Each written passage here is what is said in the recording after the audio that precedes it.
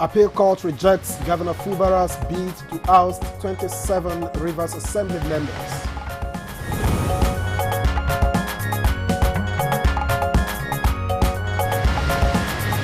16-year-old trailblazer takes charge in House of Representatives to mark International Day of the Girl Child. Those in favor of the motion say aye. Those against say nay. The ayes have it. First Lady Oluremi Tinubu inaugurates infrastructure projects at Obafemi Awolowo University, her alma mater. It is my hope that this road will become a valuable asset for the university. And on Good Morning Nigeria today, we'll continue our conversation focusing on placing value on teaching profession, plus TED Fund National Research Fair and Exhibition.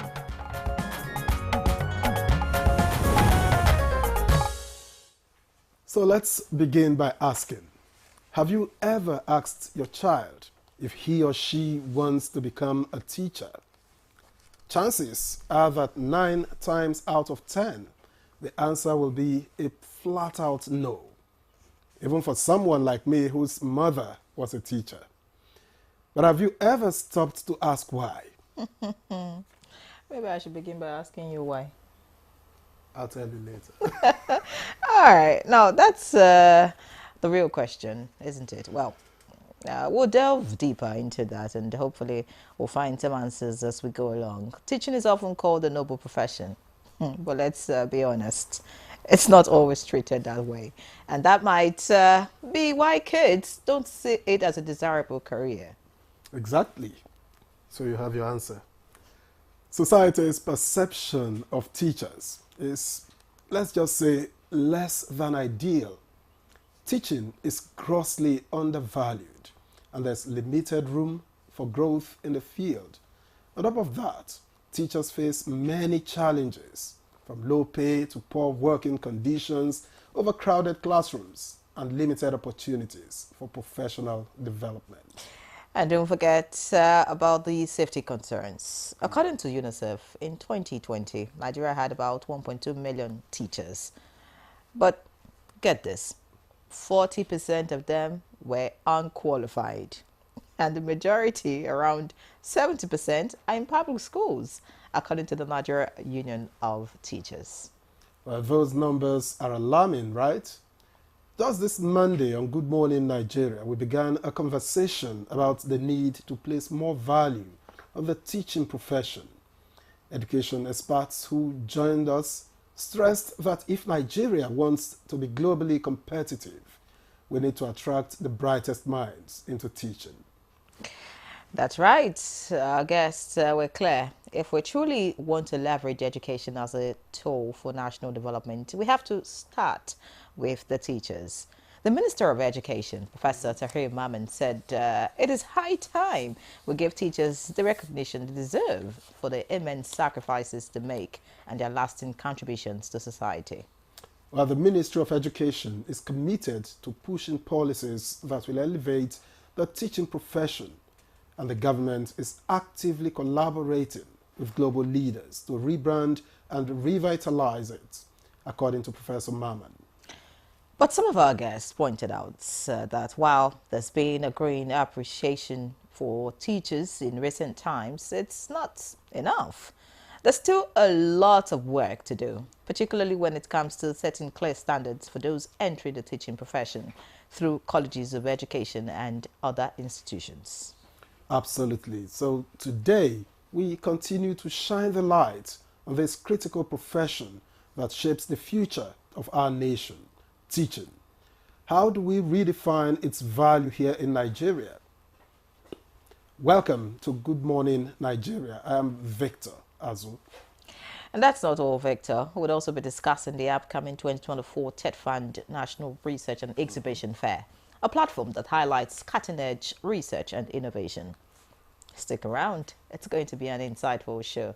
I'm Ian Ray John. Let me also welcome you to today's program. We're reaching you live on the network service of the NTA, and we're right here at our headquarters in Abuja. We'll have newspaper review, but for now, let's let Musa Abubakar feed us with the morning news. Musa, good morning to you. Good morning to you, Ari. Good morning, Victor. Well, here's the news. The Court of Appeal has dismissed an appeal brought before it by Rivers State Governor Siminalayi Fubara, seeking to remove 27 members of the State House of Assembly on account of their defection from the People's Democratic Party, PDP, to the All Progressives Congress, APC. Justice Joseph Olubumi Kayode Oyewale, who delivered the lead judgment, held that the governor, having withdrawn from the case, cannot claim to be aggrieved with the judgment of the Federal High Court. The court maintained that Governor Fubara has no basis to bring out the appeal, having withdrawn his opposition to the case of the pro-Wike lawmakers at the Federal High Court. Consequently, the Court of Appeal barred Governor Fubara from interfering with affairs of the House of Assembly. The appellate court also barred the state governor from withholding the House of Assembly funds and removing the clerk and deputy clerk from the House. In addition, the court ordered him to present the budget of the state to the House under the recognized speaker as contained in the judgment of Justice James Omotosho of the Federal High Court. The judge therefore avoided and set aside the passage of the 2024 budget by 4 out of 32 members on the grounds of illegality that he says must not be allowed in a democratic setting.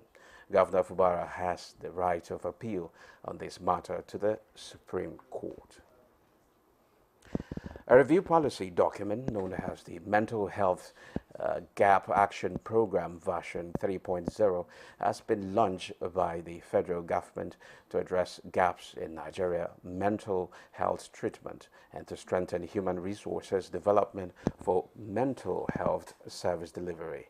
Coordinator Minister for Health and Social Welfare, Professor Mohammed Alipati, in a message at the event to commemorate 2024 World Mental Health Day, also inaugurated a national task force on decriminalization of attempted suicide. Prioritizing mental health in workplace, we can improve the well-being of our citizens and the performance of our economy. We must work together to promote mental health awareness. Senate is making a push to ensure fairness in the conduct of local government council elections as legislators describe what is now obtainable across states as a mockery of the rule of law. Senators therefore proposing a national dialogue involving stakeholders from across the states of the Federation to correct prevalent anomalies where outcomes do not reflect the will of the electorate. If indeed local government election results are written 2-3 days before the elections are purportedly held, it behoves on us, the National Assembly, to give direction.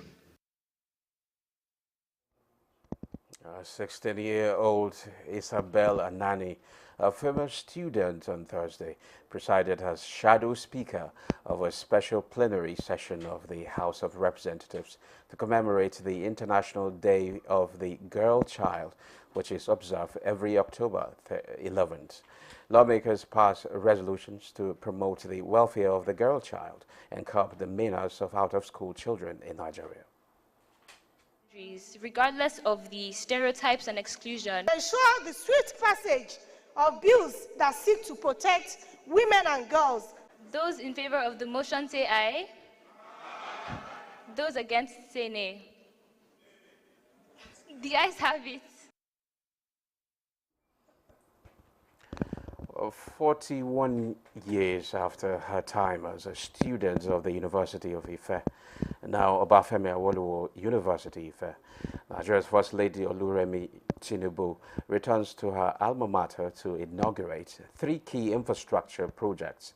The projects executed by the Oni of Ife to herald his 50th birthday celebration are now to serve as a springboard for infrastructural renewal of the institution. Roads have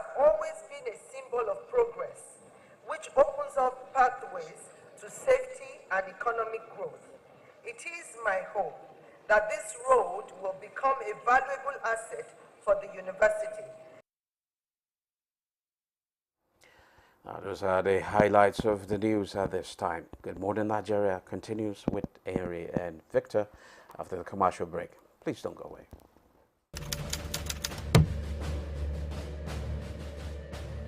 My administration took over leadership of our country 16 months ago at a critical juncture. The economy faced many headwinds and our physical security highly impaired. We found ourselves at a distant crossroad where we must choose between two paths: reform for progress and prosperity, or carry on the business as usual and collapse. We decided to reform our political economy and defense architecture.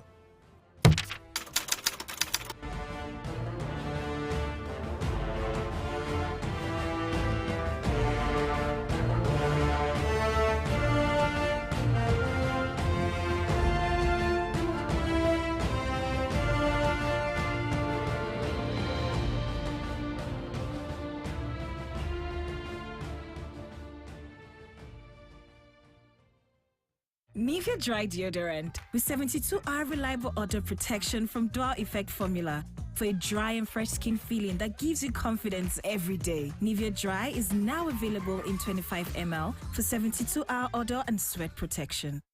The world needs mums. With a splash of golden Terra oil, a mom can transform a frown into a smile. Change no thanks into yes, please. Resolve family feuds without blowing a whistle. Providing tasty family meals is all that matters. Where there are moms, there is love. Golden Terra Oil, for pure love. Can you flex your vocals for us? It could be one of your songs, by the way. People fall in love in mysterious ways. So why do they call you Evil Child? They called me that when I was in school. That was my nickname then in school. Any reason in particular why they called you Evil Child? Yeah, because I was actually one of the brilliant students. Oh, say, mommy! That answer right there. You must be, if it's not on this board, problem. That means the people that answer this survey, they have body odor. Hey.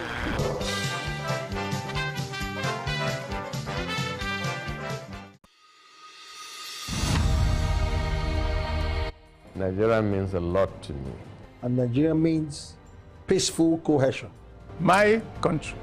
We continue to pray, and then hopefully we will come to understand that unity of purpose, unity of living together. Our ethnic beliefs and background and culture is our strength. Ever since the amalgamation period of 1914 to date, about 109 years ago, the people of Nigeria live very peacefully with one another. I think diversity helps a lot to enhance robust development in Nigeria. All over the country, you have so many ethnic groups, over 250. That is enough to tell you that this is a blessed country, and that God has kept together as one indivisible entity.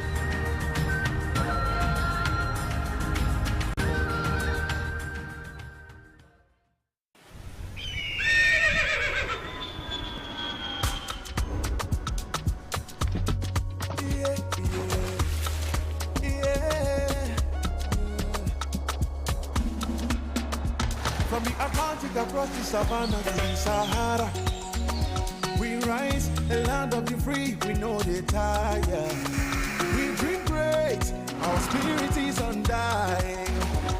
Resilient, rooted like palm tree, we sway in color, with undying demand.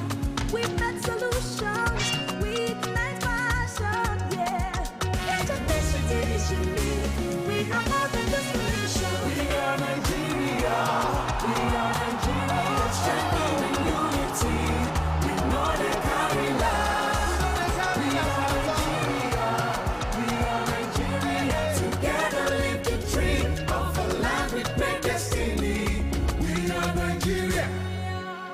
I am the real Nigerian. Brought to you by the National Orientation Agency, NOA.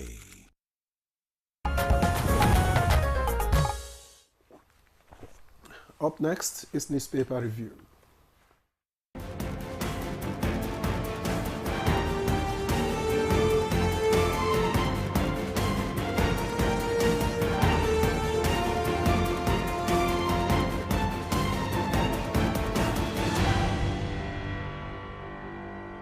Let's quickly take a look at the stories on the front pages of the newspapers we have this morning. We'll begin with the Daily You Trust. should tell us that Chukwudi Baja isn't here for some reason.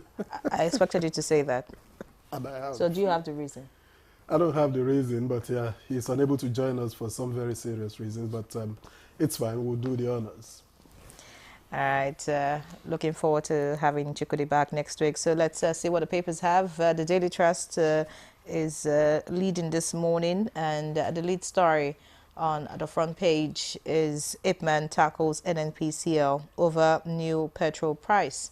Riders says oil firm bought products for 899 naira but sells at over 1,000 naira per litre. It will come down. Trading arm of National Oil Company. Streets deserted as workers, students trek. Atiku knocks Tinubu. Amechi calls for protest. TUC seeks reversal of hike. All of that on the front page. And of course, you can find on page 4 of the Daily Trust. Above that story, Plateau local government poll turns violent as protesters burn motorcycles. Borno confirms escape of 6 repentant insurgents. All right, that's on page 7. And bandits appoint, depose village heads in my communities. That's according to Sokoto local government chair. All right, so who's leading the communities? All right, page 6 has that. Below the picture story, we have out-of-school children threat to national security, according to Shatima. Soldier stabs police inspector to death in Lagos. That's on page 16. That will be an interesting read. NFIU raises concerns over inflow of weapons from Libya. That's on page 5. And, of course, the Rivers crisis continues. Appeal court upholds pro-Wike lawmaker as Rivers speaker voids budget. All right. Let's see the blueprint quickly now. The blueprint is next, and the blueprint leads with this interesting headline. DHQ dares Asari Dokubo. Come and witness military might at battlefield. All right. The riders dismisses ex-militant threats to down troops' helicopters. 165 terrorists killed, 238 others arrested in 1 week, according to Buba. Brigadier General Sadiq faces court-martial over palliatives. All right, away from that, we have the First Lady here, the picture, and the caption is, Remi Tinubu donates 1 billion naira to OAU to address infrastructure. That's on page 6. Fuel price hike could impact businesses negatively. Nasima warns. And of course, the Rivers crisis is also here. Appeal court returns pro-Wike lawmakers, voids for Barra's 2024 budget. Below the picture story, we have Northwest, Northeast on the brink of out-of-school children. According to Shatima, Kebbi, Zamfara, Jigawa, Bauchi worst hit. Police nab 3 suspects for allegedly gang raping 15-year-old girl. Death penalty doesn't make society safer, according to the EU. That's on page 15. Zamfara disengages 109 contract teachers to recruit 2,000 others. And finally this morning, we have AFCON 2025. Nigeria denies maltreating Libya. Victor. Well, I have this Nigeria here with me. Just a few stories on the front page, though. And it leads with this very, very bold headline. Appeal court nullifies Fubara's 800 billion naira budget. Affirms Amewule as authentic Speaker of Rivers Assembly. Says budget passed by 4-man is a nullity. That story is on page 2. And it adds that any gathering of Rivers State House of Assembly led by any other person other than Amewule is in violation of the Constitution. and the act in vain. That is credited to Justice Oyewole, JCA. And beside that story, we have flawed. NEMA urges communities to heed early warnings, page 26. Beside the nameplate, fuel hike, TUC tells FG to create special forex scheme for Dangote.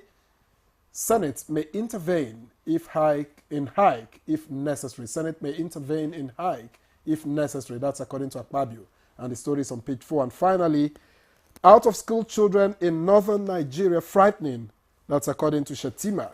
Says it should be treated as emergency. And that story is on page 2. So there you have it. All right, so that's Newspaper Review this Friday. Many thanks for staying with us. So we'll take a break. When we come back, we'll get into our conversation. Of course, the first is on TED Fund. You want to hear that? Stay with us. As your president, I assure you that we are committed to finding sustainable solutions to alleviate the suffering of our citizens.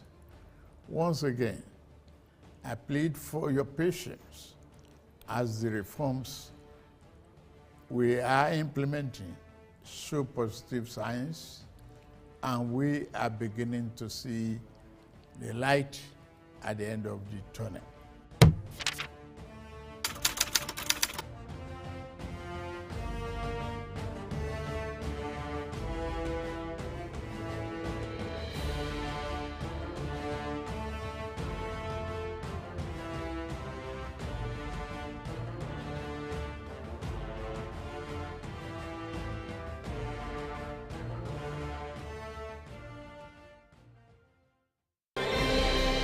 A new edition of TV Guide is out. This time, we got up close and personal with the transformational legislator, the Deputy President of the Senate, distinguished Senator Barrel Jibrin. We've created a difference in terms of representation through interventions that have brought an unprecedented infrastructural development to my area. This edition is a compendium of mind-blowing stories for your reading pleasure, ranging from technology, entertainment, economy, media, politics, family, and lots more. It is indeed a park of excitement as we take you through every aspect of life. Pick up your copy and get abreast with issues and trending features within our space. TV Guide, very incisive, very educative and compelling. Grab a copy at the vendor near you or any NTA station nationwide. TV Guide, your indispensable companion. The federal government of Nigeria warns vandals of national assets, electricity transmission towers, cables, and other facilities to desist from this act of sabotage. Vandalism is a serious crime punishable under the law. Vandalizing electrical equipment will affect millions of Nigerians, including your loved ones. Remember that national assets belong to all of us, hence the need to protect them. Report all cases of suspicious movement around electrical facilities to security agencies. When you see something, say something. This message is from the Federal Ministry of Information and National Orientation in collaboration with the National Counter-Terrorism Center, NCTC, Office of the National Security Advisor. You have to move from the point where you protect and defend your religion to a point where you also recognize the rights of the other person, of the other religion, and protect it. So if I am protecting my own territory and my own people and trying to emphasize their rights and protect their rights, I should also be thinking about how to protect the rights of the others. Both Islam and Christianity recognize and defer to God, and both recognize the temporariness of the life of this world, and that ultimately we all go back to God for the day of reckoning, when everybody will render an account of his life on this temporary abode.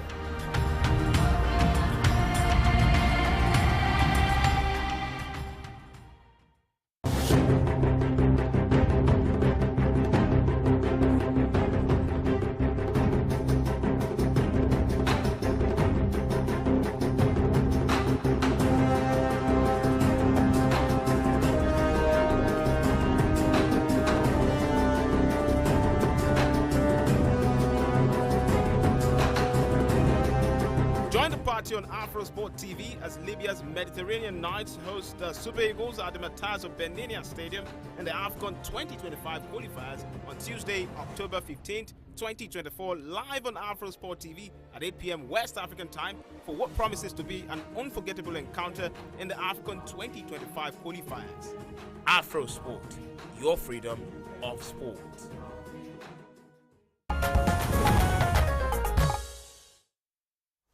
All right, welcome back. This is October, but come next month, participants will converge on Abuja for this year's Tertiary Education Trust Fund, TED Fund National Research Fair and Exhibition. Well, the exhibition, which is an annual event, is aimed at promoting research and innovation in Nigeria's tertiary institutions. And so joining us in the studio to speak more on the upcoming event is Dr. Umar Binder, Chairman, TED Fund National Research Fair and Exhibition Committee. Welcome to Good Morning Nigeria. Good morning, Nigerians. So tell us, what's it about, the research fair and exhibition? What exactly is it about? Thank you very much. You know, this is not new to Nigerians. Ministry of Science and Technology do have exhibition expo every year, 1 week. NTA used to have one too. NTA used to have the JETS program. Raw material used to have an expo. NOTAB used to have an expo. Universities will have exhibitions at every convocation. And we have nearly 300 of them in this country. The challenge is, despite all these expos, showcasing creativity and output of our intelligentsia, still our people, you know, are suffering the highest level of poverty. Many Nigerians cannot drink clean water, so they are susceptible to waterborne diseases. Their houses are not good. Their food is not adequate and not good. The health care, women can't go to hospitals, deliver safely and go home. So all these socioeconomic issues are there, but on this side we are showcasing to the world that we have brains, we have work, we are doing research. So what TED Fund is doing is not to repeat these things. TED Fund said enough is enough. And you know, TED Fund, established between 10 to 15 years ago, has been supporting tertiary institutions, the universities, the polytechnics, the colleges of education, research institutions, or public system. And they have seen the output. The rate at which Nigerians are becoming professor in this world of young people at the age of 40 to 50 is very, very high, probably the highest in Africa. We have so many PhDs. PhD now is so common, showcasing that we have a pool of thinking people. And professor is not a chieftaincy title. You have to do research. You have to publish. You have to get patents and so on and so forth before you become professor. PhD too is not just a chieftaincy title. You must study. You must publish and so on. So TED Fund said, look, we've been supporting research and development. And we've seen this increase in output of capacity and capability. But our people are poor. Look, we need to do something new. And the new thing is that this committee was set up courtesy of the executive secretary currently, that we don't want you to go and showcase that you are smart, you are intelligent, and people will clap for you, and you get first position or second position, you take 10,000 naira or whatever. Bring outputs that are practical, outputs that are applicable, outputs that are manufacturable, outputs that are scalable, outputs that are practice-oriented, so that Nigerians will come, the young people will come and see hope in what is out there. The funders, the banks, the development banks, the Bank of Industry, the Bank of Agriculture will come and say, hey, this is what we've been looking for to support so that Nigeria can also become a manufacturing country. Then we have the businesses, the MAN, the NASI, the NASIMA, and all the other categories of businesses will come say, this is how I can expand my business now, or we can expand our membership by expanding so. And then we bring the intellectual property people who will now try to ensure that this thing that is your output is your property. Therefore, anybody who is benefiting from that, you should also benefit. We mix all these with the hope to answer the clarion call of even Mr. President. He said the renewed hope. Hope is about employment. Hope is about wealth creation. Hope is about revamping the economy from the bottom. So this is what the fair is all about. On the 17th of November, we're going to start for 4 days at Eagle Square. This is only the maiden one. right? Where it is, we are not going to showcase smart things. So our methodology is first. I think we have been inaugurated around June, July. We have met more than 20 times through Zoom to demonstrate applicable technology. Second, we have written letters to every university, every polytechnic, every college of education, public or private. We've launched it on our website to ensure that everybody sees the forms. We are even including not just this formal sector, the pantakers, the young people that you see who are very creative can also apply. We now have over 2,000 submissions. And these submissions will be screened based on these indices, practical, scalable, applicable, and then we're going to now come to Eagle Square and showcase it to Nigerians. Enough is enough of this knowledge without development. Fantastic. Very interesting listening to you. And of course, we must say kudos to TED Fund for coming up with this fair. It's a step in the right direction from what you have said. But, you know, I don't think that this fair will be able to capture all that needs to be done in this country for us to move forward. In your own view, away from TED Fund now, what policy reforms do you think we need to support research and development in the country? I think, you see, these type of things are difficult to do because you are now trying to take knowledge, science, engineering, innovation to the socio-economic side. Very difficult. So the commencement of this fair of this type is the beginning of the process of developing an institution. So possibly if we really, really bend down on it, in the next 5 years, Nigeria also will have its own Guangzhou. South Africans will come here to look for technology.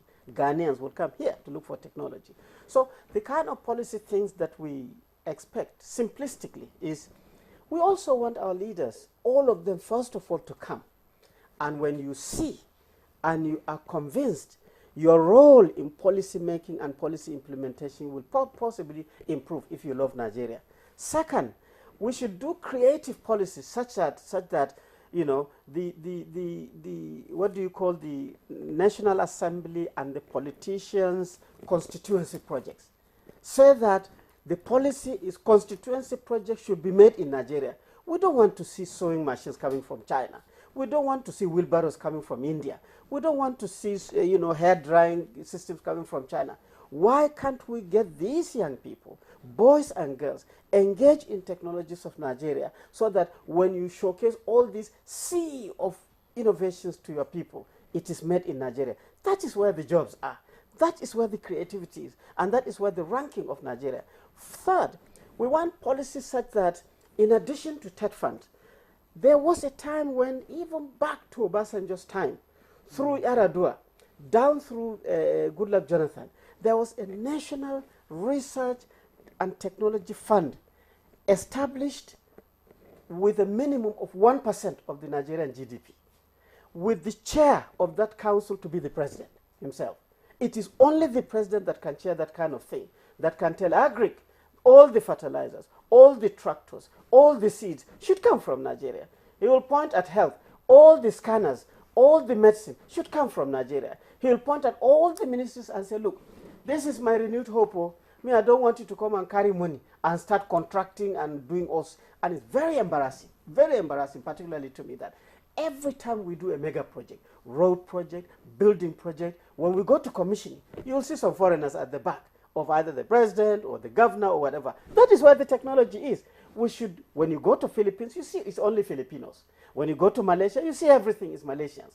You go to Vietnam, it's all Vietnamese. You come to Nigeria, you see Nigerians in front and then Vietnamese at the back. Nigerians in front, Chinese at the back. You know, so if we try to engender the correct policies and implement them to the letter, I can assure you, it is not just going to China to go and get Talking praise. about that fund you talked about, the National Research and Technology Fund, do you think that it has in any way, improved research in the country? Because you see, research costs money. And there has to be money, but it has to be regulated. There has to be a methodology. Where TED Fund is heading to is that it will come to a point where it will say that, yes, apply for research funding, 50 million, 100 million, 200 million. But let us see the research plan. It must be, even if it is slicing okra, to dry quickly so that you can package it when it is green, so that it is easy to pound and it can draw even it's dry. That is Nigerian.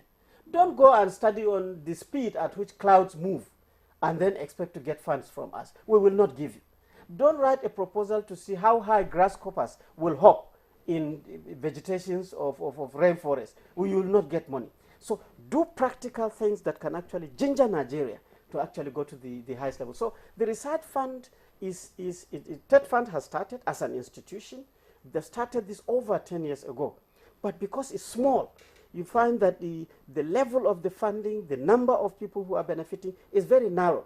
But you look at our universities, you will see the brain, they are boiling. You know, just now, as our committee, we've been screening the concept notes to go to the proposals of this year's research funding. Come and see thousands and thousands and thousands of research proposals. And you can only support maybe 100 or 200. So you have to weed all this. Nigeria has to say that, no, we need more researchers of valuable things so that the output will come to fairs like this and power our country. What about the fact? All of this will require significant funding. Yeah. Now, if you're going to improve, expand what TED Fund does, then it's going to get more funding. That's what it should be. Or are there opportunities for collaboration with the private sector to ensure that the funds that are needed come in, and then you can support more and more? You see, there's no industry that does not develop without research and development. Companies that are producing food for us in this country, they have their research and development facilities in their countries. Countries that are producing drinks in this country, they have their research and development in their country. And go and see the budget for this research. In China, if you want to come and invest in China to manufacture glass, they will say, good, you have technology, you have money, and so on and so forth. But if we have a methodology of making glass, you must use our own.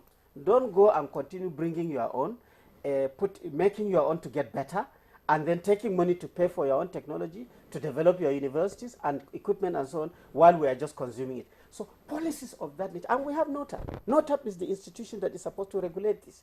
So when you come to Nigeria, you have to open the gate for what we call as technology transfer. You also have to ensure that you absorb our own research and development if it is crispy to your level.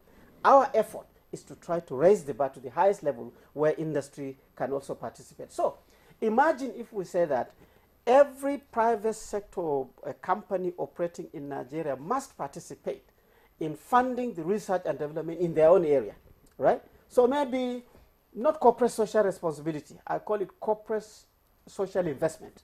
So put some money in Nigerian the institutions and then gradually ensure that things are coming out. This is going to expand the research fund beyond what you can think of. So it's not just government budgeting 1% of GDP.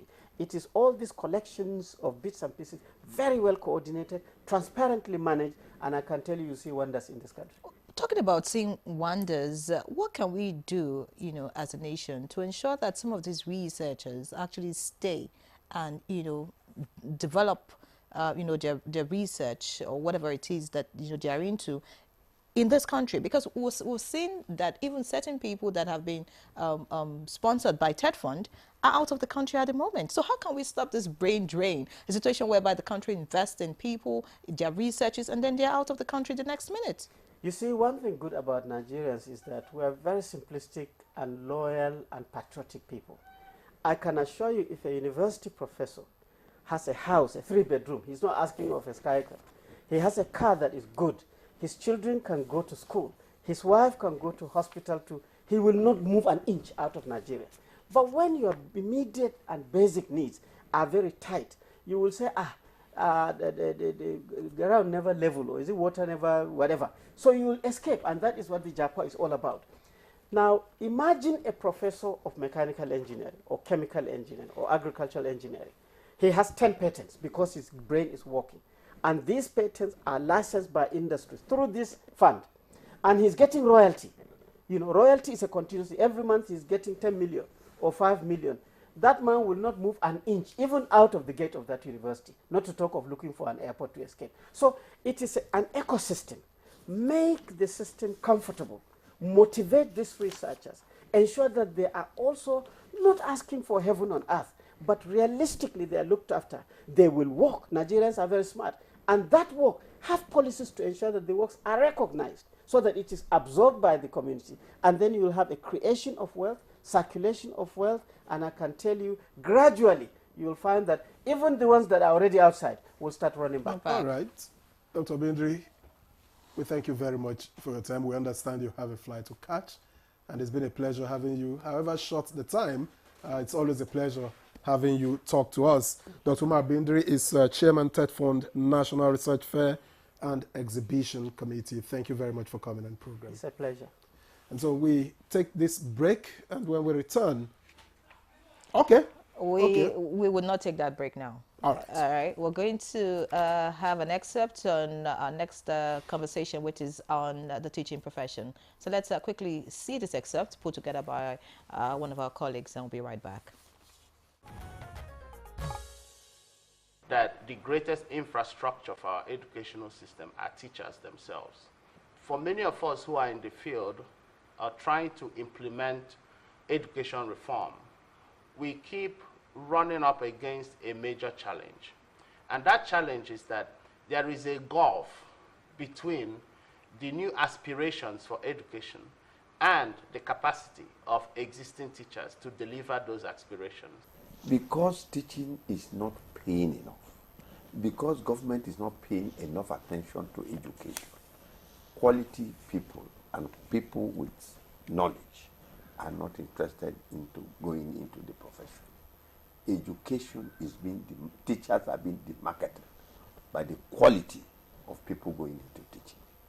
We must get that right, that the best people should be the ones who go into teaching. And of course, they should earn the best.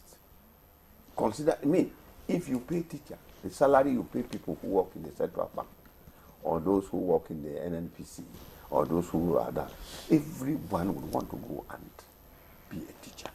To start from that point, it is very, very apt. Very apt in the sense that just like many other of the discussants here have said, teachers have not been given their due place in society. The T part of the dots is the teachers' support and development. We made quite a number of policies on ground. Some have been implemented, some have not been implemented, and maybe over time too, part of lack of political will.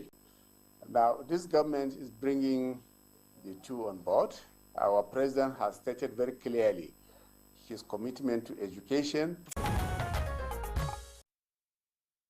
Thank you very much, Dennis Temple, for that excerpt. Now joining us as we continue our conversation with borders on placing value on teaching profession is Dr. Clinton Ikpitibo, Director Administration and Staff Training, Nigeria Union of Teachers. A pleasure to welcome you back to our studio. It's a pleasure to be here too. All right, we have also been joined here in the studio by Chief Sylvester Onoja, former Commissioner for Education, Kogi State, former Chairman, Kogi State Teaching Service Commission, and a former Principal of the famous King's College, Lagos. A pleasure to welcome you to Good Morning Nigeria. My pleasure to be here. All right, and we also have joining us via Zoom, Professor Terhil Maman, SAN, Honorable Minister of Education. Many thanks for joining us, Prof. Good morning. Thank you for having us back again this morning. All right, Prof, let's begin with you. Since we can hear you very loud and clear, a lot is being said about the teaching profession. Like I was saying earlier in the morning, this morning, I said, my mom is a teacher, so I have an idea what it means to be a teacher or to be a teacher's child. But what's the stumbling block, really, to placing value on the teaching profession in Nigeria? And what is this administration doing about it? Well, as we have said at the beginning, and it's a common knowledge that teachers are no longer having a seat at the table of honor as they used to be in years past, when we got our independence from the colonial masters, and they are poorly paid, They are not quite supported in terms of their professional development. The essence of professionalism, which applies to many professions, have been lost in the teaching profession, partially because, largely because a lot of people who are not actually interested in the profession and who don't have that background to teach have amassed themselves in the profession. And then it has become a kind of employee of last resort, an employment of last resort for either those employees or those who are employing them, because people are using them for some kind of, to fill in gaps of all sorts.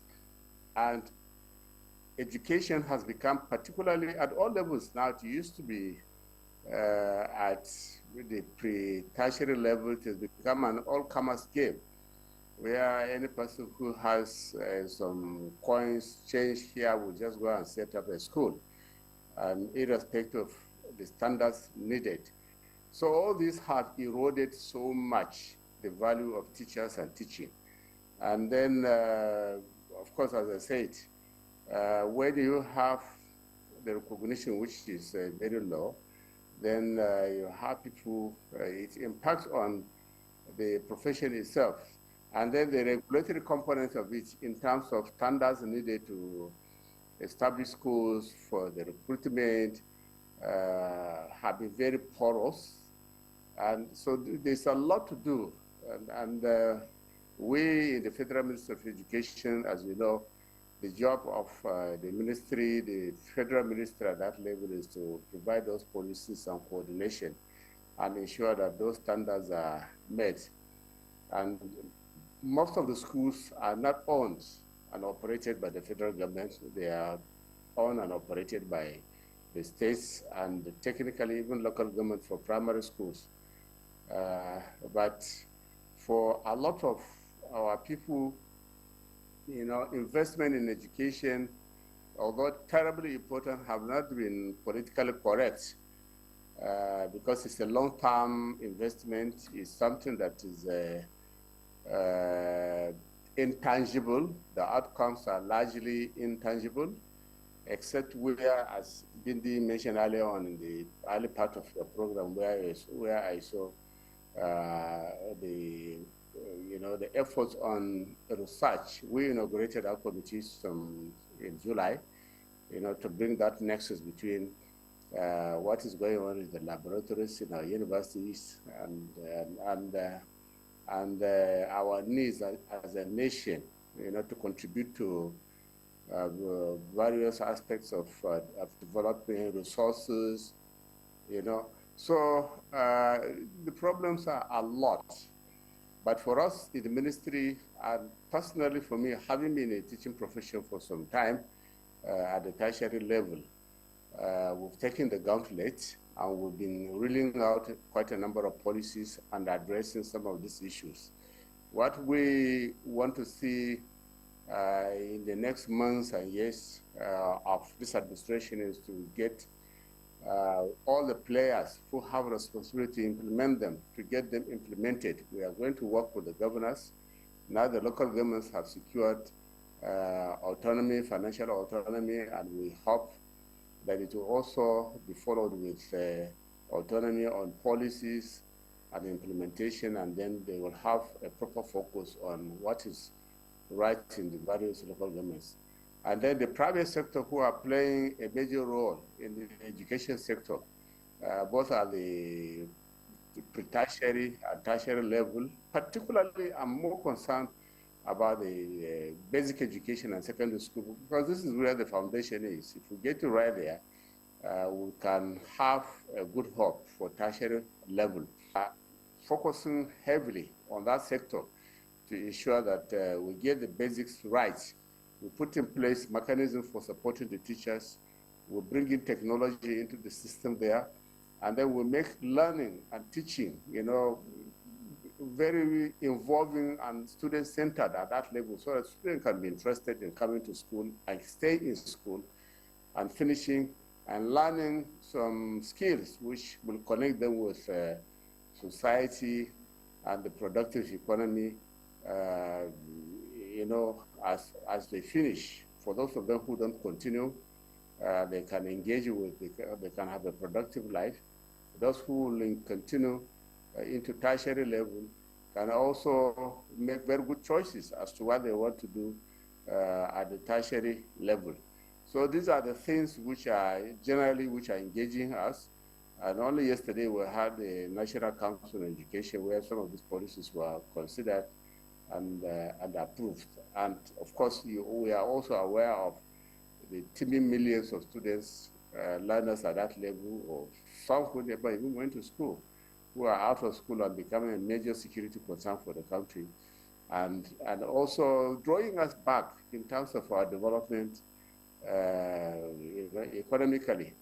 So these are things which the ministry is giving a lot of attention to, and as I said, we'll continue to work with the other players, because it's not the ministry alone. We don't have, the ministry, for instance, don't have too many federal schools at that level, apart from the Unity and the few technical colleges. The bulk of them are owned by states and the private sector. So we will have to work together. That's the basic background I have to lay for now. All right. Many thanks, Professor Maman, for the background. I'm glad that you did make mention of the fact that the problems that the teachers are facing are many. And you talked about the National Council of Education, which held yesterday. And you said some policies were approved. Could you, you know, just tell us a few of some of the policies that were approved yesterday by the National Council?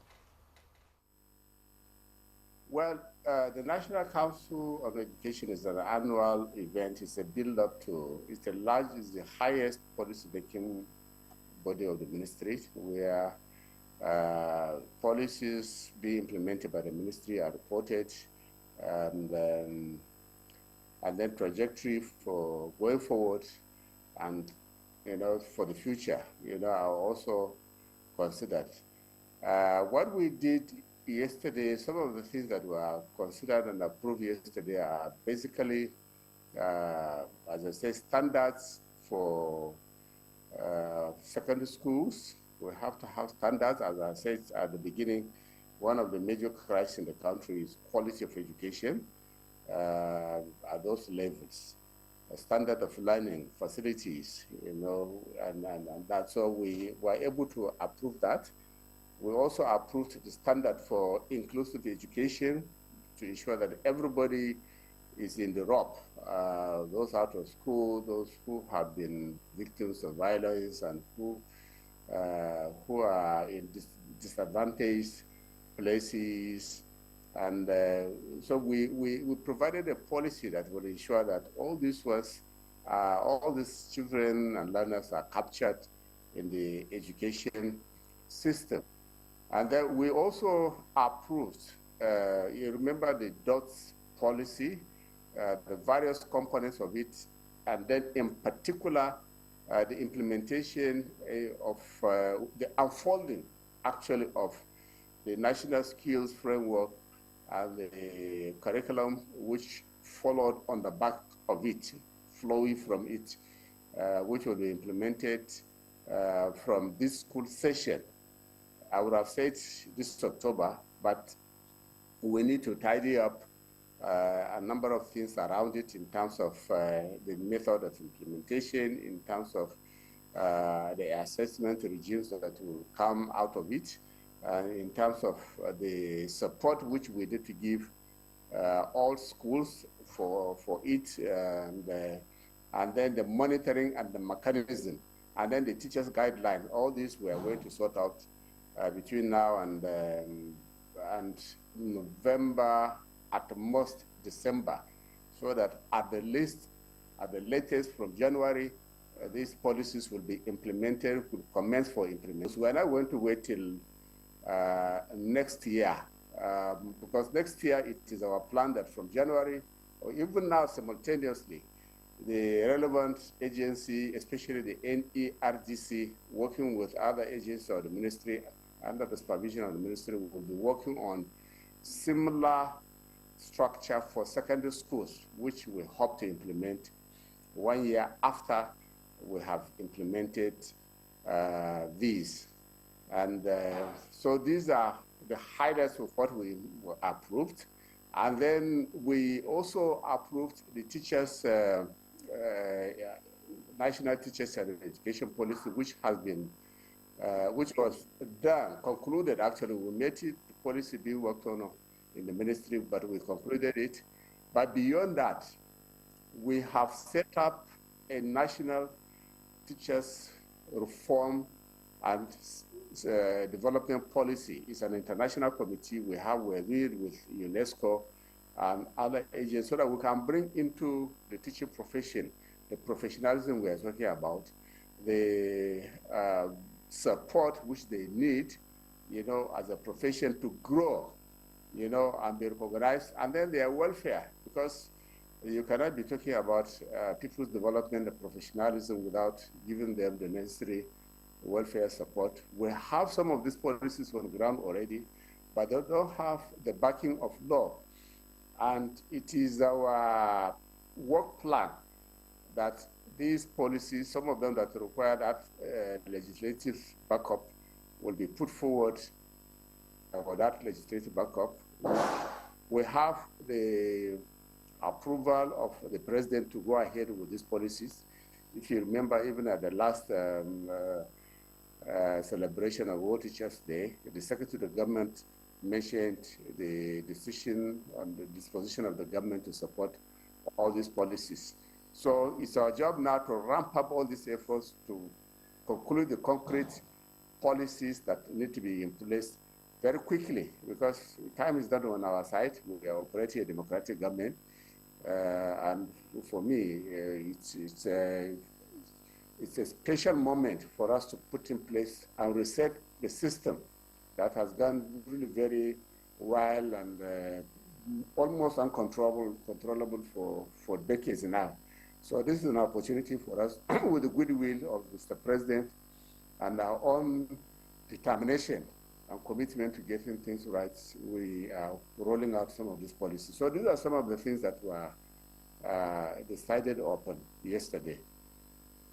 Thank you very much, Professor Tahir Mamman. We'll give you a break just so that we engage the other guests in the studio, and we will surely come back to you. So let me get Chief Onoja into this conversation. In your time, King's College is one of the top schools, or was, perhaps at the time, when you were principal. And so it's easy for you to make that comparison. What was existent at the time that is now lacking, which would easily explain the gulf that we have in the quality of education, quality of teaching staff, quality of everything that concerns education between then and now? What have you found? Well, thank you very much indeed. Let me commence by commending Professor Tahir Mamman as an outstanding Minister of Education. He means well for education. He will go into record as one of the best ministers we have had in the Ministry of Education. But the handicap of ministers and people who were there before him, he's a man of responsibility. Unfortunately, he's not a man of authority. He knows what to do, and he's been doing what he's supposed to do well. But he doesn't have the authority. And that is why education is where it is. Since he came to office, with all the brilliant ideas he has, we would have been, up there. Start from what is the budget for education this year? For a big country, what is the budget for education?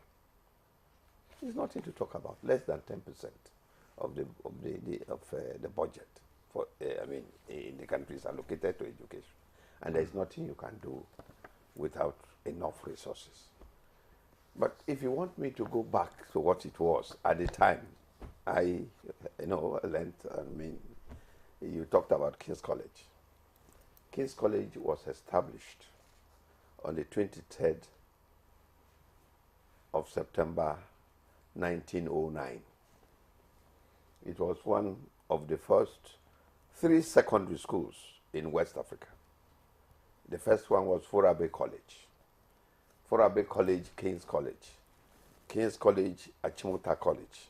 Those were the 3 government colleges on the west coast of Africa. And you must recall that, I mean, the King's College was in existence before Nigeria. So that comparison, and then it was only in 1914 when the amalgamation took place that it's the students of King's College are in what we know today as Nigeria. But education is an expensive undertaking, not only in terms of monetary resources, but commitment. If you're in education, you must give all your time to what needs to be done. In the past, in 1958, the first Minister of Education was Aja Nwachukwu. He wasn't a teacher. But because the colonial masters know that education must involve people who have professional training. So in 1959, they seconded the principal of King's College then, Mr. J. Albonton, to become the federal advisor on education. That is how seriously the colonial masters took education. But after that, politics came into it, and there's so much politics in education, and that is the problem we have. If you have people who are not interested in education, and people who are not committed to education, and because the results of education is a long-term project, the commitment to it from the political leaders becomes another problem. So I think that we are where we are for large of commitment, political commitment to education. Education is expensive in terms of resources and time. And until we are prepared to give this time, expensive time and resources to education, we will be where we are. A commitment to education is total and absolute. There are no half measures to education. Your teacher doesn't come to tell you that 5 plus 2 is 7. And on a convenient day will come back to tell you, no, it is 6.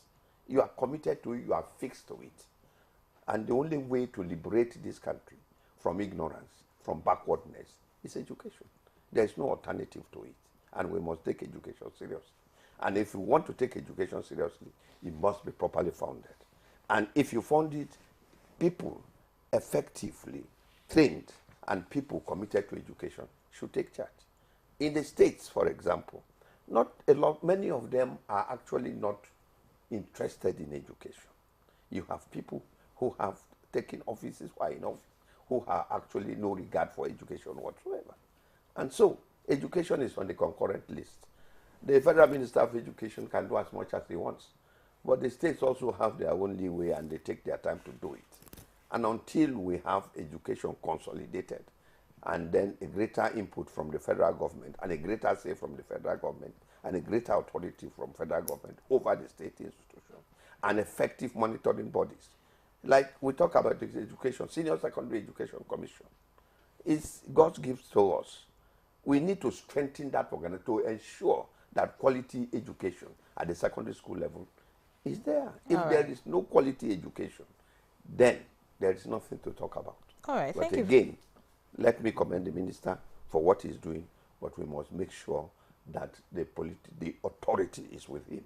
All and right. we realize what we need. Thank you very much, Chief Onoja. You have raised some very important points talking about funding and all that. But I also think that the teachers themselves, have a blame in all that we see in the education sector at this point in time. But, I would like Dr. Clinton Equitable, Director of Administration and Staff Training in Nigeria Union of Teachers, to tell us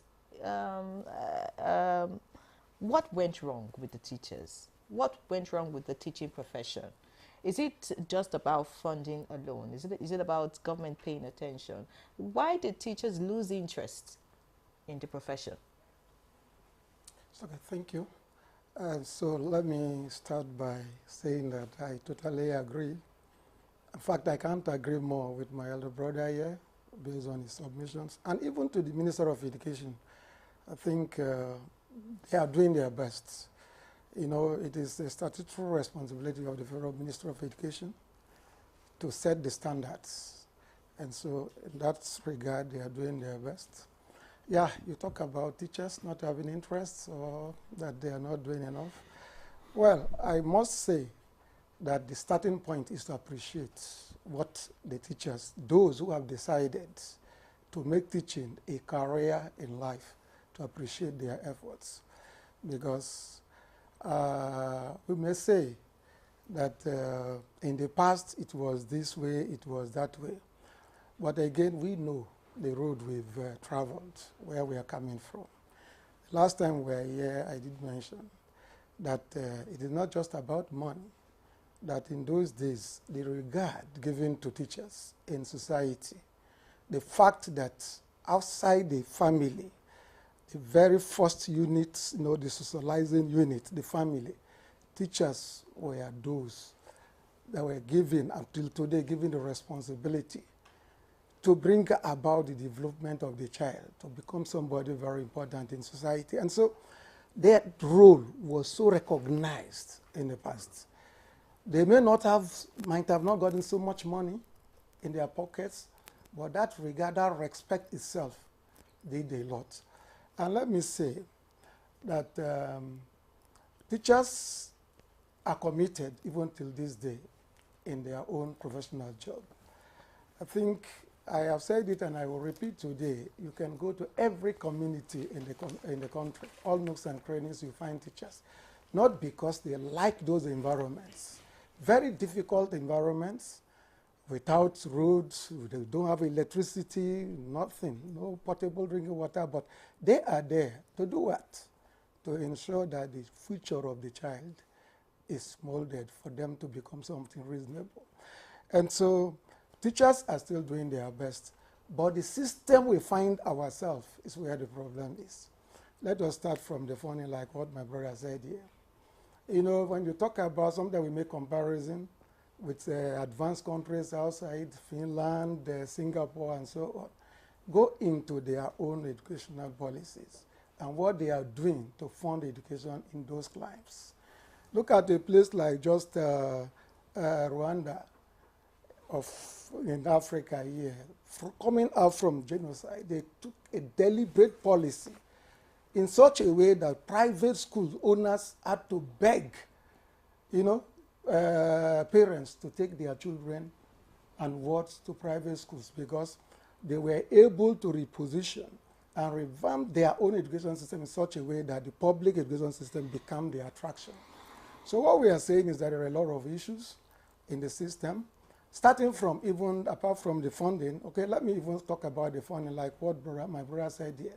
How much is the budget for education here? We have an international benchmark of from at least 4 to 6% of the GDP of a country, or 15 to 20% at least of the national budget is what internationally is an agreed benchmark. But what is it here? I think it is a very far cry. I think this year is less, in fact, less than 7%, about 6.39%, yes.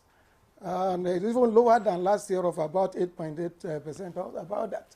And so funding itself is grossly inadequate. But when you say just to make it, to put it straight, the budget actually for this year is higher than that of last year because you are talking 1.54 trillion. Yes, it may be smaller in terms of percentage because the national budget was also much smaller. So do you just appreciate the percentage or the figure? No, it is in relative terms. When we talk about percentage, we know what we are talking about. Even in this country, the cost of living today, compare it with last year, you can understand where we are. So those are the indices that are very clear. We don't need to even talk about. But what I'm saying is that there is an agreed benchmark globally. And we are talking about what is important or what is necessary to be used for education funding. That's the area we are talking about. Then even talking about the preparation of teachers. We are all the other day talking about those people that are even entering into the profession, that the best, minds, the talented ones are not in the profession. While that I will still say is debatable, is that, while I will say so, but the point is the attraction. What are we doing to attract those bests into the system? In those days, it's not as if education content was better, subject content and so on. Things are even better, by way of standard. But the point is, people were more committed because of the kind of attention that was given to education and the teaching profession. Like in those days, before you prepare, let me use myself as an example. I wasn't actually in the first place somebody that was thinking of becoming a teacher, but as at that time, there were certain things. You go to maybe TTC or College of Education, you may be short of even free meal, There are some, grants for you. You need to buy your own the books, and a lot of things that attracted people into that. And just going through the education was not just all. As you come out, you are sort of a job out there. A lot of things were there, incentives. And so those things are hardly felt there. And apart from that, while in the job, I've always said that if there is one professional occupation that requires constant and regular training, it's teaching. Because you could be the best, you could be a first-class graduate, years pass. In the classroom, you need to still update your knowledge to be abreast with the challenges in the system.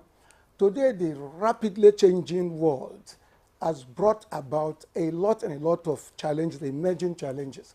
Talking about climate change, talking about technological growth and the digital divide, talking about armed conflicts, the pandemics. Only COVID-19 experience has given us a big lesson that education can no longer be the same as usual.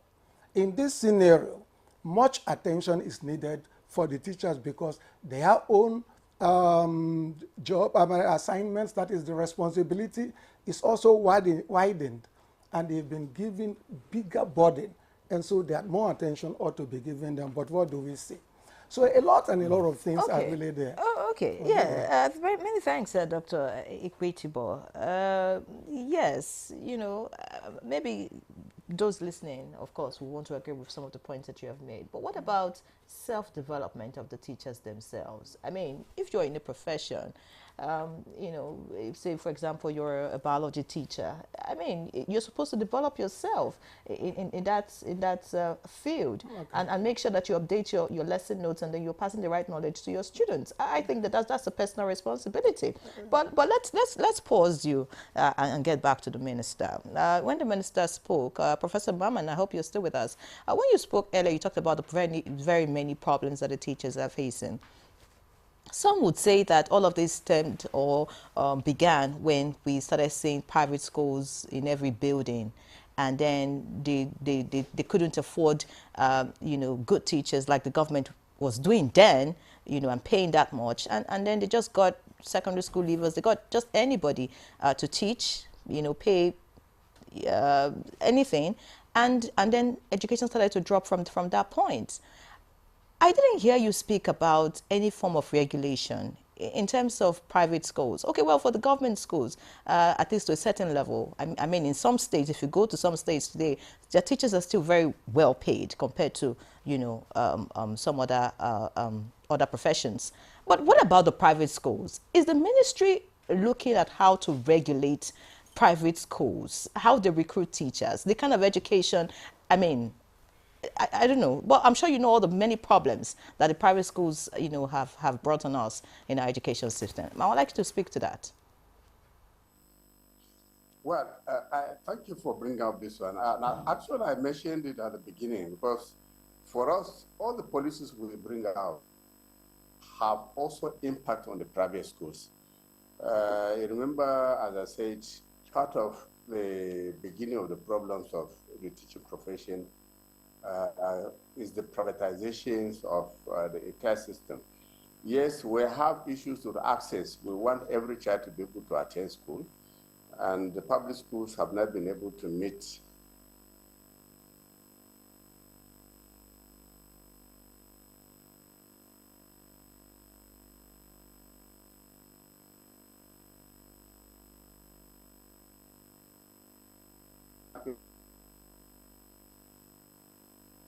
with him. We'll get back to Prof when we are. Is it back? Okay, I understand it's back. look at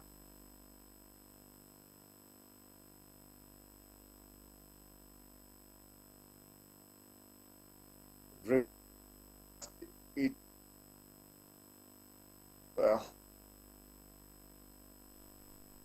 just about and then the teacher, the type of training they are supposed to be receiving, the kind of information by Clinton, and then a constant support which the institutions and those who support, who set up those institutions have to provide for those institutions to maintain their standards. So for us, we are going to have very close engagements with those who give approvals to private education systems, because those ones are really outside our range in terms of approvals. But for them to run and provide the education that we need as a country, they have to meet the standards. Like the curriculum and all the standards we're talking about, which we are rolling out, they are going to be implemented by the private schools as well. So it's not just for public schools. And it will all involve the teacher support and training we are talking about. So it's not a matter for public schools alone. And then, as Dr. Clinton said, you know, years past, the best minds used to be those who went into the profession. But now it is an all-comers game. Unfortunately, at the pre-tertiary level, that seems to be the situation. The universities have been able to put some kind of gate for entry as a teacher. You know, for them, you have to have a master's. Usually, it is somebody who has a minimum of 2-1 degree class, and then to move beyond senior lecturer, somebody has to have a PhD. You know, to really strengthen them and their research capacity and able to in the curriculum.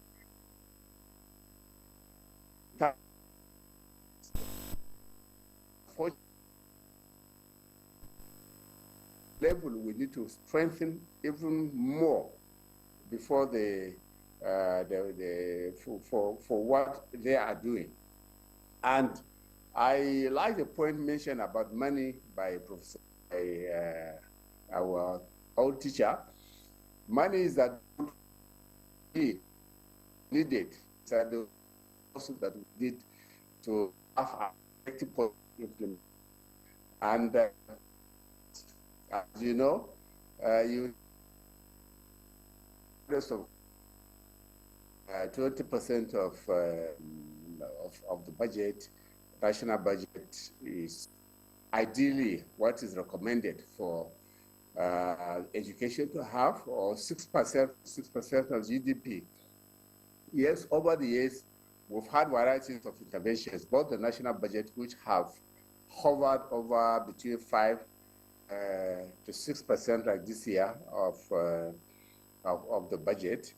And we've seen a significant improve in the national budget for education since the president came in.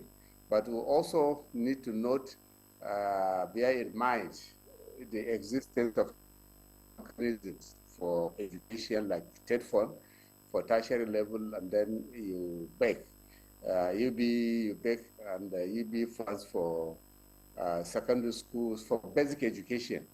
And then, unfortunately, leaving out the senior secondary school as an orphan and leaving it to the national budget. That's a gap. We know there's already an act for 1%, 2% actually of the national budget to be available, consolidated fund to be available for that. that one is yet to be implemented. Now that education has been, we used to have a commission on the schools. It has been now merged through the review of the Rosoye report. It has been merged with the Directorate of the Federal Minister that is responsible for supervising secondary school, basic education. So these are some of the challenges. That means the national budget for that level of education has to improve to be able to attend to the needs of the senior secondary school. And our focus is to ensure that what is available is efficiently and accountably utilized so that we can have the impacts. Because personally, what I've seen in all these things is that we have a lot of policies on the ground, but some of it are not being felt. They are not being effectively implemented. And I believe if we some of these policies are supported by relevant agencies of government, like Ministry of Finance and Budget, for instance, not only providing something reasonable, but most importantly, release what is provided. Because in government circles, there's issue about having money on paper, and there's issue about getting it in cash. So our hope and our aspiration is to ensure that whatever that ministry has is made available. And then for us, we are determined to ensure that we get the maximum out of every kobo we release for the education sector. Aspect of funds coming in through development partners and other interventions through the series of engagement I've had with them. I have insisted that those funds be deployed for the needs, for the clear needs of the system, not just what the funds are simply crafted somewhere. The goals are crafted somewhere without input from the ministry. And then its implementation sometimes too murky, but for us, we have insisted that those funds have to be made for the things that we need, and that the implementation will be done under the supervision of the ministry so that we can have maximum impact of those interventions. If we do, it will make a lot of difference in the education sector, so that we get the right teachers, which they are being. Nothing. Professor Tahir Maman, for your contribution so far. We understand that you won't be staying to the end with us, so let me just chip this in. I don't know what it is at the federal level regarding career advancement for teachers, but I know that for a lot of states, once you're a teacher, it's either you end up as, at best, as principal or as headmaster. But I know how this was celebrated in my own state of Delta some years ago, when teachers were allowed a pathway to becoming permanent secretaries. It was celebrated. They had to take charge of the education ministry, take charge of education-related boards and all of that as permanent secretaries. What is it at the federal level, and how can we create that pathway to enable teachers to advance? Because we are talking about what incentives are in place to keep teachers coming. Well, there's actually a synergy at the federal level between those in the teaching profession and the ministry. If you look at directors and deputy directors and quite a number of them, these are all former teachers. And teachers, so they progress to that, they come back to the ministry in managing senior level positions, and even some of our staff from time posted out. And then even most of them into the Ministry of Education qualifications, so that there's that interface. They can be sent out to schools as teachers. So there's no barrier, you know, in the ministry in terms of what a teacher can be. He or she can be a permanent secretary. Most of our directors are former principals, you know, people who have been principals of various institutions. And so that interface is there, but I cannot be too certain about the situation at the state level, because most of them really retire from the classroom, which is really not too good. But at the same time, you know, those positions we're talking about are fewer. We should be able to develop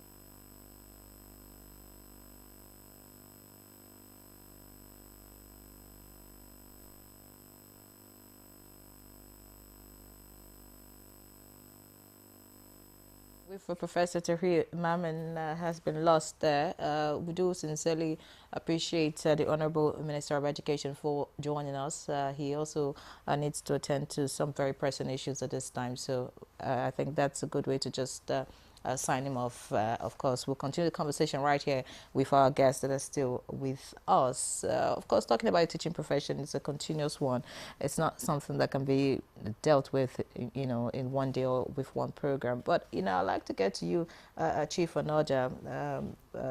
You spoke earlier, and yes, you spoke very well about what government needs to do. But you see, I'm thinking about the individuals themselves, you know, talking about the teachers, those who manage schools, you know, giving their best to ensure that, you know, the children, we're talking about the future of the next generation. We're talking about the future of innocent children here. And what the teachers instill in them determines how they move forward in life. So, yes, we agree that there are challenges, funding and all. But like the question I asked Dr. Ikwitobi Ella about personal development, teachers themselves who are really passionate about their jobs. I want you to tell us what was the driving force, you know, for you then as a teacher, and what do you think is responsible for the seeming lack of interest by teachers in our age? You would answer my question, but after this break, stay with us.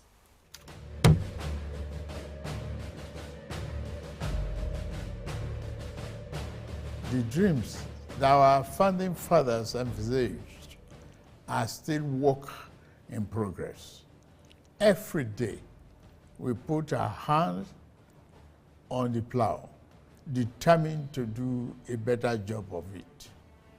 While it is tempting to focus on what has been left undone and where we have stumbled as a nation, we must never lose sight of how far we have come in forging and holding our country together.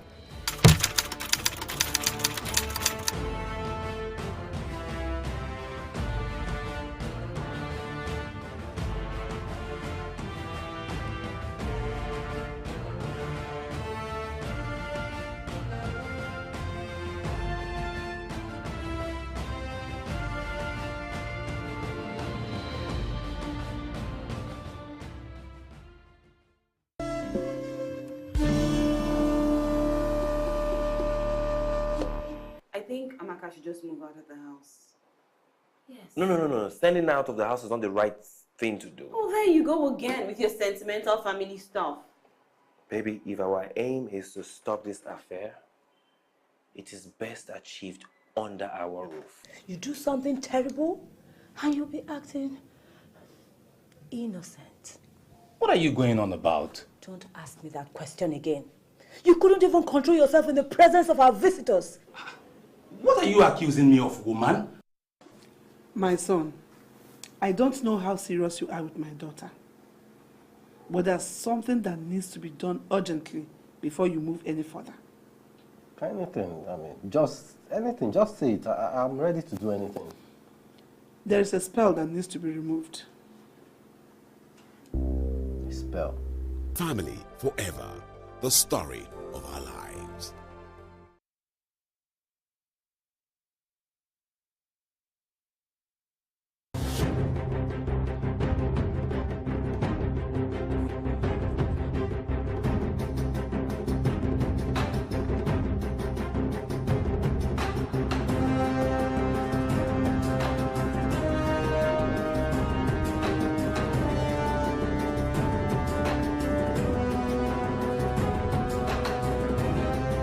Join the party on Afrosport TV as Libya's Mediterranean Knights host the Super Eagles at the Mataz of Benenia Stadium in the AFCON 2025 qualifiers on Tuesday, October 15th, 2024, live on Afrosport TV at 8 p.m. West African time for what promises to be an unforgettable encounter in the AFCON 2025 qualifiers.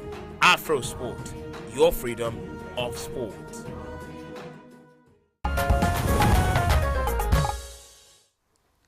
All right, welcome back. It's still Good Morning Nigeria, live on the network service of the NTA, and our topic is on placing value on teaching profession. It's the second leg of the conversation. We had the first leg on Monday, and our guests are still with us, and Chief Onoja is about to respond to some of the comments made by the minister before we signed him off, and of course talk about what can motivate teachers of this age. All right, Chief Onoja. Well, thank you very much. And I want to say, the minister said, I'm an old teacher, and I think it's a great privilege to be an old teacher. Now, I'll take you to what it was, how we got to where we are. A formal education in Nigeria started in 1843, when the first primary school was established in Badagry. The first Christmas in Nigeria was in 1842. After that Christmas, the missionaries got together and said, we need to open a school. And St. Andrews was in 1843. And early education was done by, individuals and organizations, particularly the missionaries. That gave birth, in 1855, the Baptist Academy were already on ground in Lagos, and they had started school. Then the first secondary school came on the 5th of June, in 1869,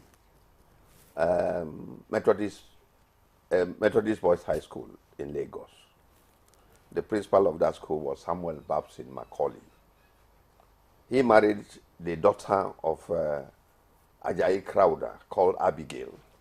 They gave birth to a child called Hubert. Hubert Macaulay is a father of Nigerian nationalism. You understand how he started from, being a teacher. Followed closely, other missionary bodies came to establish schools. The Methodists established the Methodist Boys High School in 1878 in Lagos. And then the Methodist Girls High School came in 1879.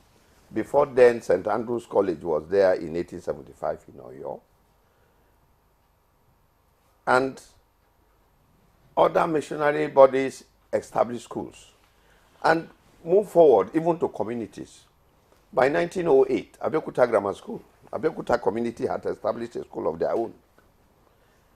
It came before King's College in the government school. The first government school was King's College in 1909. Then, other communities, the Ibadan Grammar School was also in 1913. Ijebode Grammar School was also in 1913, and a few others. So at the amalgamation, there were so many post-primary institutions in the southern part of Nigeria. Northern Nigeria came to amalgamation talks with a few primary schools at that time. But when King's College was established in 1909, and I was going to the point made by the NUT about how teachers were regarded. At that time, the government was the Southern Protectorate. The Governor General of the Southern Protectorate was on ground. Then the Nigerian Railway started developing, and they had gone beyond Ibadan by 1909. So there was the Managing Director of the Nigerian Railways. And then there was the Principal of King's College. In the absence of the Governor General of the Southern Protectorate, The managing director of Nigerian Railways was acting governor general. If the two of them were out, the principal of King's College was the acting governor general of the Southern Protectorate. That was how a teacher was held in those days. The teacher was respected. In communities after the chief, it was the teacher, because the teacher was the custodian of knowledge. Today, those things are no longer there. The minister talked about private schools, and I talked about private schools, you know, before government schools came. In the whole of the southeast and southern district, the only government school that came in the southeast was Government College Umuahia in 1929. But in the southwest, Government College Ibadan came in 1927. Now, in the northern Nigeria, the Katsina Teachers College that metamorphosed into what is today Barewa College didn't quite take on until 1939, when actually the school stabilized. And the Government College, Kefi, came in 1948 and so on. Other bodies were establishing schools, but they were regulated. Although CMS Grammar School was in place as far back as 1869, they were not taking any government examinations until King's College was established in 1909. And the first examination that was held, the Cambridge School Certificate Examination, didn't come to Nigeria until 1913, 1914. So the government schools, the private schools were kept under regulation and under lock and key in terms of output by government in place. Today, everywhere we have private schools. Private schools are in place because of failure of government to take care of their own schools. So even tomato sellers in the market who see that if there's no good business for tomatoes will go and establish a secondary school. There are secondary schools everywhere, in the garages, in sitting rooms, and everywhere. Nobody is in charge of it. And the government minister made a point about merging the senior secondary education to the ministry. That can work.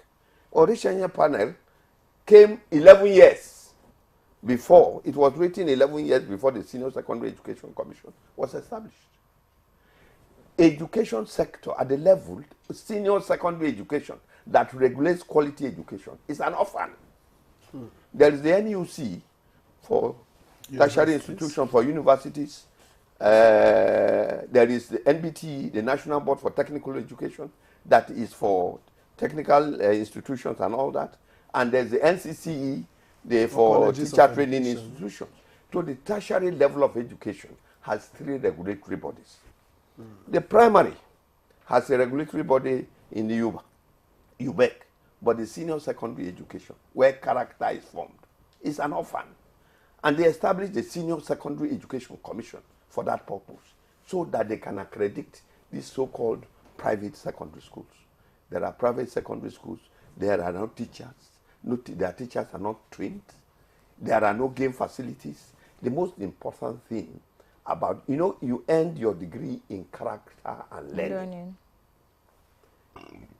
In schools, the most important is to form character, games. You see children behave in games. You leave your ball, you go and kick somebody else's leg and all that. Those are the things. Most of the primary schools and private schools we have are set up in garages, in private homes. They don't even have a table tennis court. A table tennis or a lawn tennis court. There is not even room for football. No games, nothing. Character is taken out of it. If government, is prepared to take education seriously, the private schools will be out of business. If you make teachers in government attractive and all that, everybody will want to send his son to government schools. That was what it was in those days, that the characters that were formed. In 1924, the first secondary school in northern Nigeria, in eastern Nigeria, Uzuakoli. All right, Methodist Boys High School, Uzuakoli, was the first secondary school in eastern Nigeria. It was followed in 1925 by Dennis Memorial Grammar School. Onitsha. After that came Government College, Umuahia, and all that. They grew. Education was taken seriously. The colonial government made it possible that everything that was given to education. That's why I went back that when Ajanwachuku became Minister of Education, the colonial government asked the principal of King's College to become the advisor on education. That is where we are today. All right. The problem is, and I want to make this point, the minister is an effective minister of education. There's no doubt about it. The state governments are not taking education seriously. Some state governments, Some because state governments, there are certain states. some state governments are not taking education seriously. And I must say here, particularly those in northern Nigeria, who are not taking education seriously. Education is the key. A governor wants to build a new government house. That money for the new government house is money for education. We send people on pilgrimage to go and get salvation. Government will send 90 billion was spent to take people to support the pilgrimage and all that. That is money for education. You send people to Mecca, send them to Jerusalem and all. That is money for education, for God's sake. We must be properly educated. And Islam has so much respect for education. Education. If you are not educated, you have no business being a Muslim. Ikra. Ikra. Read. The only prophet has said, read is critical to the center of Islam. Knowledge. And for Christians, they say, my people perish for lack of knowledge. So the two religions have so much respect for education. We must pay attention to education and not pay lip service to it. All right. Thank you very much, Chief Onoja. Thank you. You've raised quite a number of issues, but let me take the same to Dr. Ikpitibo. Where really are we? Because it's a question of the perks that are available for teachers, what they look up to when they get into the teaching career, the teaching profession, that would say, okay, let me stay here.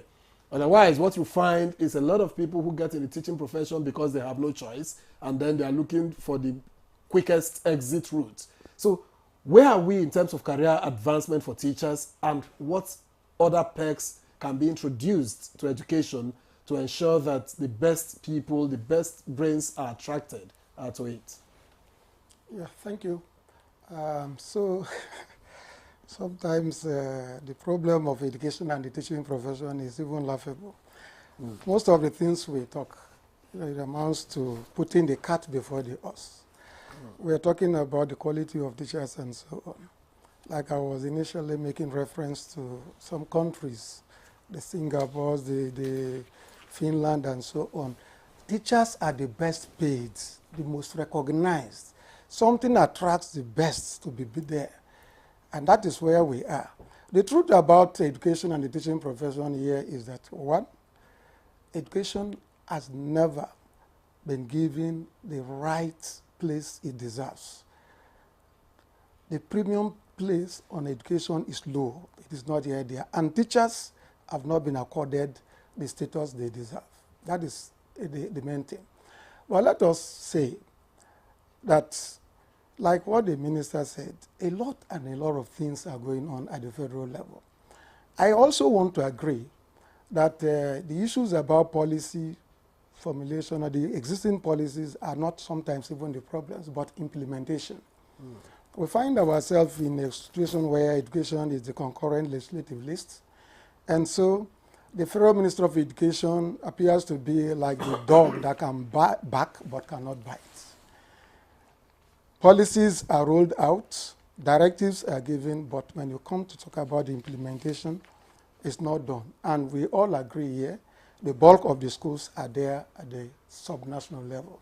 Talking about primary schools, junior secondary, they are all, the bulk is there in the the state level. But a lot of the things are not done at that level. Like I was trying to say, my sister here was talking about teachers developing themselves. And I say, it is not, we need not to generalize. Teachers within the urban areas that are so outstanding, doing well, so passionate about their own career, they are there. And that is why till today, go to the external exams, call it Perseverance School Certificate Exam, the WASC, and then the NECO and so on. you are seeing public school students still making it to the tops. That will tell you that there are still good teachers. But the point is this: if some are privileged to be there financially and otherwise in the urban areas, they have the environment supports them and they are able to develop themselves. What about those at the grassroots? Those in the communities that they are locked up, cannot easily even get connected. Sometimes there are communities in this country till today that the GSM, the simplest GSM, you can't connect. So that is the scenario we find ourselves. And to add to it, with the poor salaries they are getting, that cannot take them home.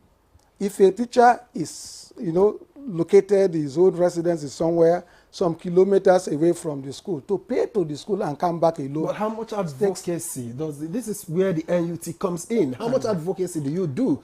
Okay. For instance, you are talking about policy, policies that need to come into play. How many times have you engaged the National Assembly, for instance, to ensure that they bring in those things you want to see into the laws and then you pursue implementation? Thank you. And I think that is part of the problem. And that's why the first day we were here, I think precisely on Monday, we talked about the voice of the teachers to be heard. That teachers have to be at the table, the decision-making table. Teachers under the canopy of NUT, it's because of these same things that sometimes we declare strike and so on. Not that we like going on strike. We know that our own children are all part of it and we do not want to deprive them of that education. But again, we are sometimes forced to go to that length. The point we are making is that, are they listening? We are talking about 65 years retirement benefit and so on. I tell you that we started that fight from 1992, when we started that battle as per the NUT, struggling for an upward review of retirement age for teachers, which is not only to benefit teachers, but also to the system, because we find ourselves in a system where teachers will be retiring, and of course the natural thing is that one day we will all go. Some disease, but nobody employs to cover the gaps, the attendant gaps. Talking about teachers' salary structure, far back 1992, it was part of the things that we brought up for a strike to be called. At the end of it all, it was only state governments that approved some peculiar allowance for 27.5 till today. And I was going to mention that, Dr. Ekitibo. Are you aware that in some states, among civil servants, teachers are the best paid? You will say so.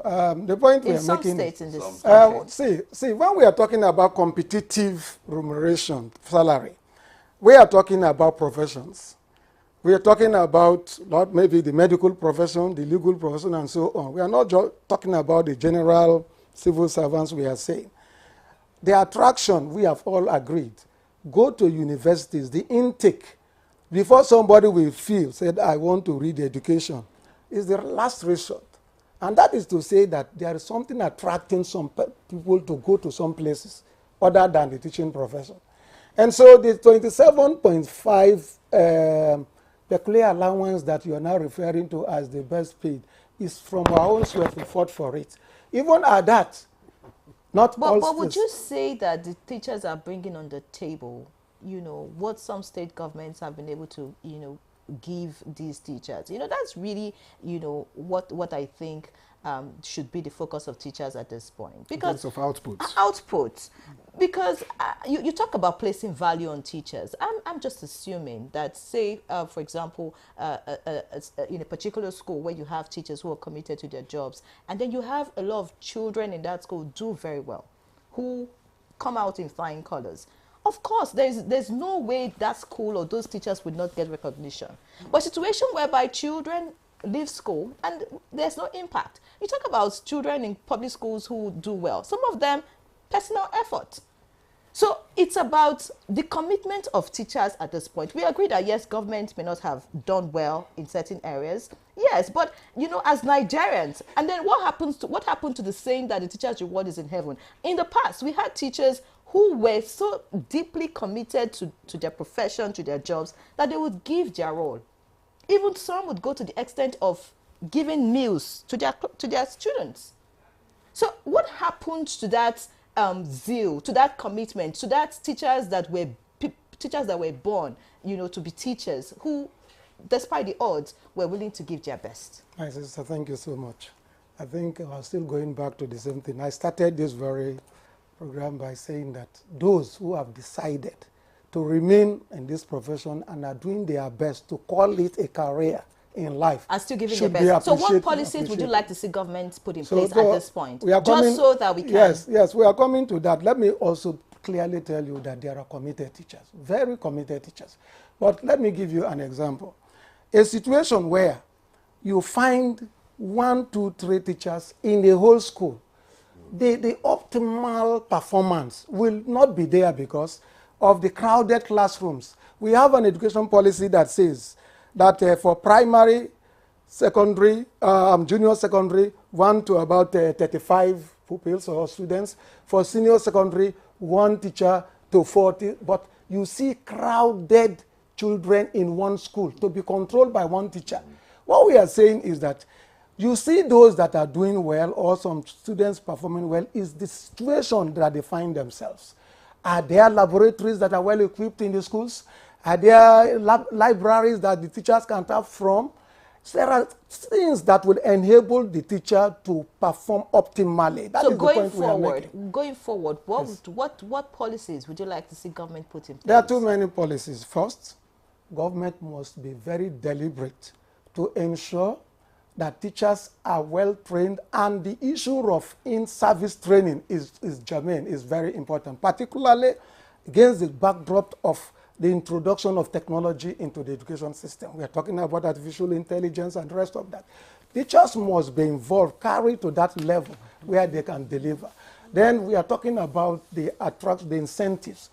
Buhari's government in 2020, during World Teachers, the pronouncements were made. Teachers' special salary scale was one of them. Till today, it has not come to fruition. Those are some of the things that will attract them. Then the working condition of the teacher, where he is working. The other day here in your own station, I came in and was it Kingsley, one of you? We have just about a minute to go. Okay. So like I was trying to say, the working conditions should be such that should make the teachers to bring in their best. Teachers are willing. The fact that they remain there means they are passionate. They want to contribute their best to nation building. But the situation never permits. Thank you very much, Yes. Chief Onoja. Just closing remarks. My appeal to government, I have 2 appeals to government. Number 1, the state government should be interested in education. It's right. You go to a full secondary school, there are 5, 6 teachers. 5, 6 teachers. And many don't want to go to the rural area. And then you go to some schools where there are enough teachers and the teachers are doing other things instead of teaching. That's right. But in most cases, I've seen most cases, the teachers, there are no teachers in schools. And the teachers in schools are not properly trained. Secondly, I want again to respond to the minister about the senior secondary education. It is the only key. The Senior Secondary Education Commission should be given authority to control the private schools. The NUC, if you want to establish a university, they will go to accredit you. Unless we start accrediting the private secondary schools, our education is in disaster. All right. The Senior Secondary Education Commission is German and is key. Right. Let it be the regulatory body for senior secondary education. All right, thank you very much, Chief Sylvester Onoja, former Commissioner for Education, Kogi State, and former Chairman, Kogi State Teaching Service Commission, and the former Principal, King's College, Lagos. Many thanks for your time and your insight on the program. Hoping that, we can restore the glory in the teaching profession. Dr. Clinton Equitable, Director, Administration and Staff Training, Nigeria Union of Teachers. Many thanks for joining us, and we hope that the NUT would be able to speak up and be heard, just so that we can give teachers the very best. And of course, we do sincerely appreciate Professor Tahir Maman, SEN, Honorable Minister of Education, who joined us in the course of this conversation. So that's it on Good Morning Nigeria this Friday. Thank you for watching. I'm Yanwe John. Have a wonderful weekend. And I am Victor. It's been an honor bringing this to you, and I hope you enjoyed it. Have yourself a great weekend.